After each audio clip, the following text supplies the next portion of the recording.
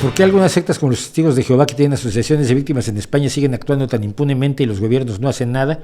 Porque no pueden hacer nada. Porque la libertad religiosa es la libertad religiosa. Sí, es un problema y una contradicción que vamos a enfrentar continuamente en los países democráticos y en los regímenes donde la libertad existe, donde tratas de conseguir la mayor cantidad de derechos con la mayor cantidad de libertades. No como la izquierda, que te dice que tienes que sacrificar las libertades para tener derechos, o la derecha, que te dice que tienes que tener todas las libertades, simplemente te quitamos los derechos. Pero cuando tienes una sociedad medianamente civilizada, tienes el problema de que declaras la libertad religiosa y le abres la puerta a algunos abusones. Y tienes que controlar los abusones sin quitarle su libertad religiosa a los demás. Y decidir cuáles son las creencias verdaderamente tóxicas resulta problemático.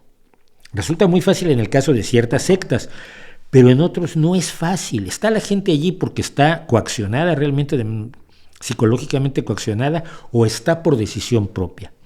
¿Cómo lo sabes? ¿Cómo lo mides? ¿Cómo lo abordas? Y cómo lo enfrentas para posteriormente llevar a cabo una acción represiva contra aquellos que están efectuando la coerción. Es muy difícil.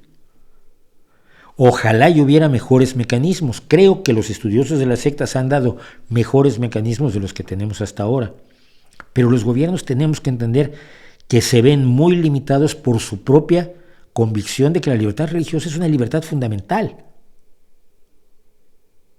Para ateos y para no ateos. Y es un problema. No te niego que haya allí dilemas y contradicciones y demás, pero que lo que quiero que quede muy claro es que no son de fácil resolución, que el detectar que existe el problema no nos lleva a un diagnóstico adecuado, ni mucho menos a proponer una solución que funcione. Tienes víctimas de la cienciología a porrones.